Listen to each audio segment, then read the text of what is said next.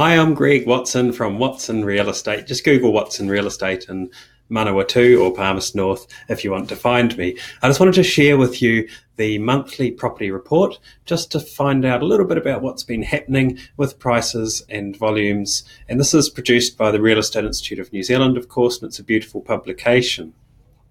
If you would like to get a copy of this, just feel free to email me, greg@watsonrealestate.co.nz. And one thing that's interesting just right beside the picture here is that there are still a number of regions that have had record prices, even though Auckland prices fell year on year by 0.1%. So let's just say stayed steady is probably a better way of putting that. But 4 regions had record prices during July, and there's some really significant increases there. So the regions are still doing well. So what we tend to do is when we look at the data, and I know this is a bit heavy, but they divide it up into 3 stats, which is fantastic because you have the national stats, which is often when you see a news report commenting on national trends.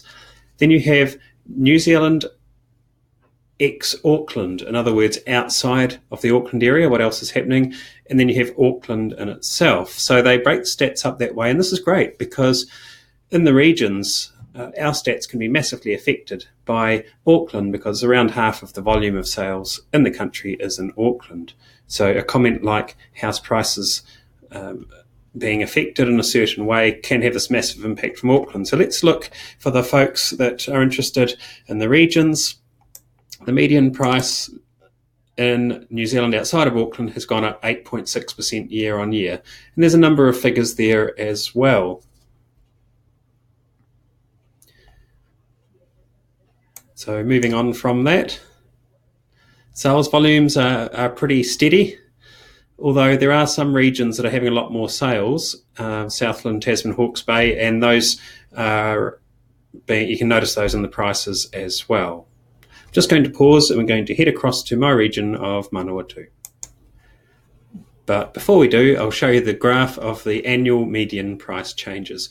The median price, of course, being if you lined up all the house prices from the lowest to the highest and went numerically down to the middle. It's not an average, but it is the middle figure. The national median is up 5.7%. As I alluded to, Auckland pretty much staying steady, and some regions performing exceptionally well. The ones with the red are actually record months.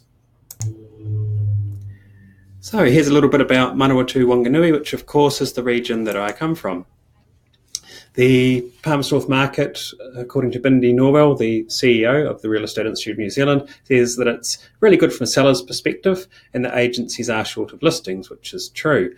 The market still has strong buyer interest though, and prices are going well. In fact, they're going up quite nicely. The main interest is from first home buyers and owner-occupiers. The reason for that is that house prices are generally pretty low. We are also in the winter when listings are lower generally anyway. But let's have a look at a little bit about the region here.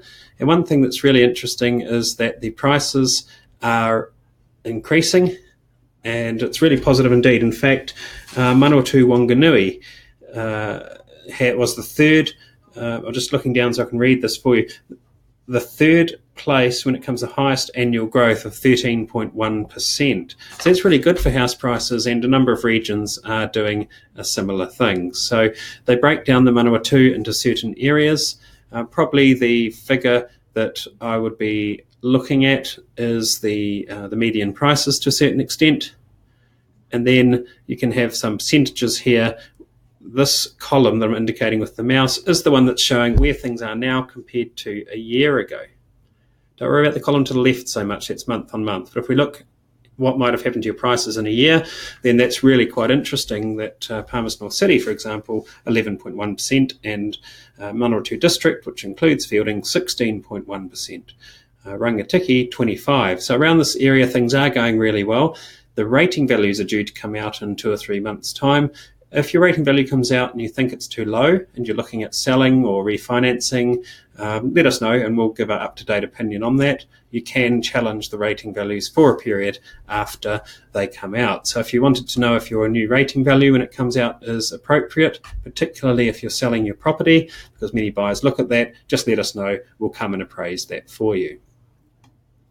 Here's the median price in the last 5 years. We had the flat period, of course, which was sustained in many regions since 2008. Around about November of 2015, prices started rising, and this is shown in the median price, which has really shot up, relatively speaking.